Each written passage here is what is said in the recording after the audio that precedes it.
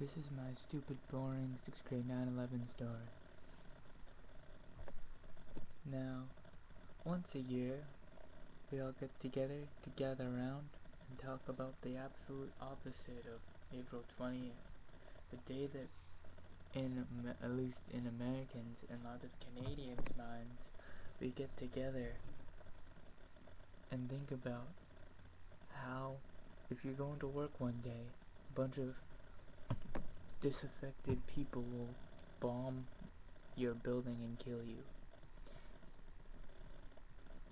9/11 to me is interesting, not in that I was traumatized by the event at the time, because I was only 11. I'm confused because I'm resting on my face like this, but in the camera it looks like the opposite hand, even though really it's the same. It's like the opposite of a mirror. But anyway, 9/11 is like this thing that is sort of like on a broadcast card. It's like the big electrical impulse signal which separates the beginning and end of a loop. And it's not really anything in my life other than a milestone.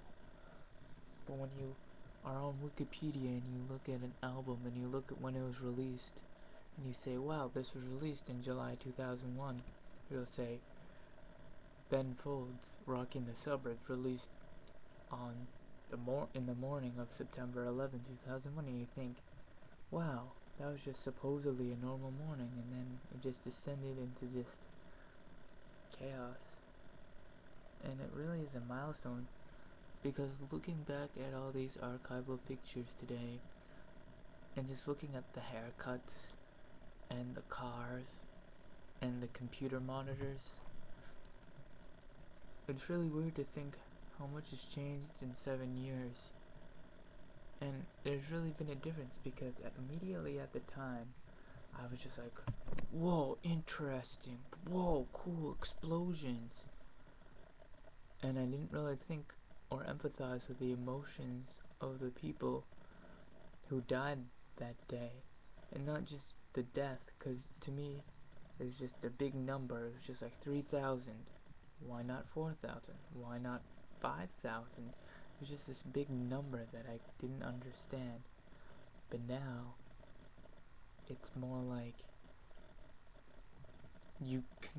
I feel that I'm able to understand the fear and just sadness inside the people who worked in the World Trade Center and who worked in the Pentagon. But not so much in the Pentagon, because I think a lot of those people, I guess, in the Pentagon, I sort of don't want to go into those points if I don't really know what I'm talking about.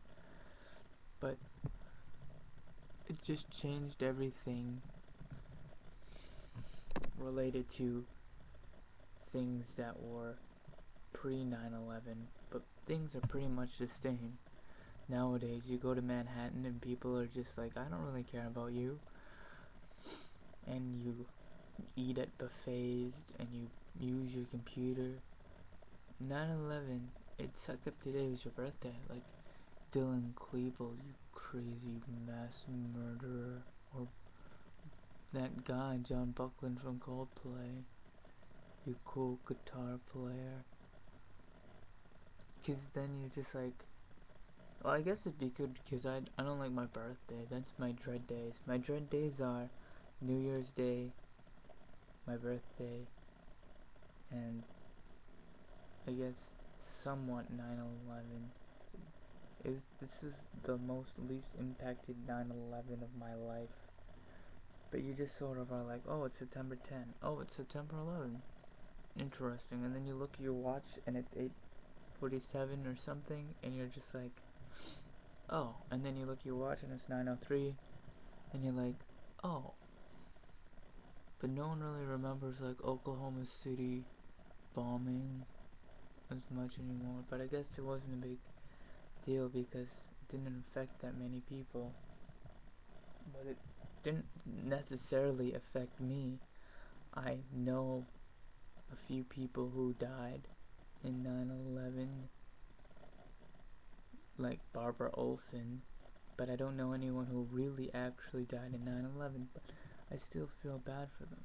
The thing is, there's been lots of people who've died since then. Alright, let's go back to what I was... Well, there's lots of people who died since 9/11 who... It's just... They lived lives after 9/11 and all that stuff. Let's talk about my 9/11 experience. Any speak of 9/11 would have to begin on the Thursday before 9/11 when I was watching the Video Music Awards, and everyone was sad because Aaliyah had died. And you think about how Aaliyah never got to see 9/11, and it's weird. And immediately after it happened, it was like eternity started from this point, where there's an eternity leading up to Aaliyah being born and everything in the universe before, and then Aaliyah died in a plane crash on August 29, 2001, and then there's this eternity afterwards.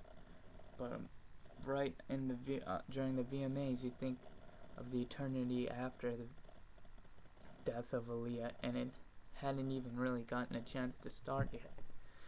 It was only 3 days in. Now it's over 7 years into that eternity, and I've just aged in subtle ways. You don't really think about it though.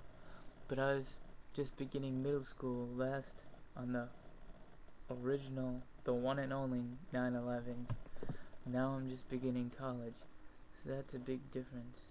But this infinity of the finality of what happened on 9/11 is eternal, and etc.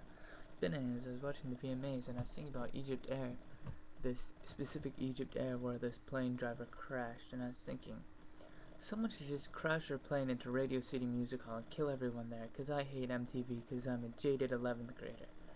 Then, on September 10th, I was reading the 4th Harry Potter book, The Goblet of Fire. For some reason, I got really angry.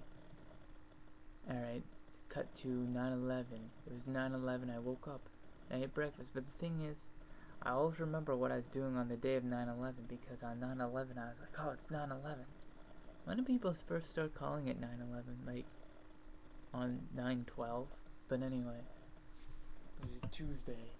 And then I remember riding on the bus to school, and Maddie in the morning on Kiss 108. I had this big bus driver who was really cool. And bus 1. I was on bus 1. Now, in high school, I was on bus 13. And I wish I could still ride. But anyway, wow, I just wasted lots of time. But anyway, then Maddie in the morning was talking about Vanessa Williams, and he said, I like eating chips before I go to bed. How much crack cocaine would I have to do to lose all the weight from chips? And then one lady called and she said, Maddie in the morning, I can't believe you would say such a thing. There's lots of people who look up to you as a role model, and for you to just casually talk about cocaine use is not very good for those kids, etc. Well then, I went to class, and then I had my first class. My brother had music class, and then they made this intercom announcement where they said don't turn on the TVs, because this was a brand new middle school, and they said don't turn on the TVs, so no one turned on their TVs because there's cable, because they didn't want people to watch feeligns exploding. So then fantasticness ensued. I went to lunch, and lunch was really messed up in middle school. So I got back from lunch, and my teacher told us what happened, and she was listening to it on the radio, and she was like 37, so now I guess she's 44. And then my friend said, oh, that's cool. And I was like, yeah, that's kind of sad, but I didn't really feel actually sad. I just knew that everyone else was feeling sad because an emotionally stunted 11-year-old. Then my teacher's like, this is going to be in the news for a really long time. And it was. But I guess when I think about the big computer monitors that I saw in the Twin Towers, and now I think about how they were destroyed, It really makes my heart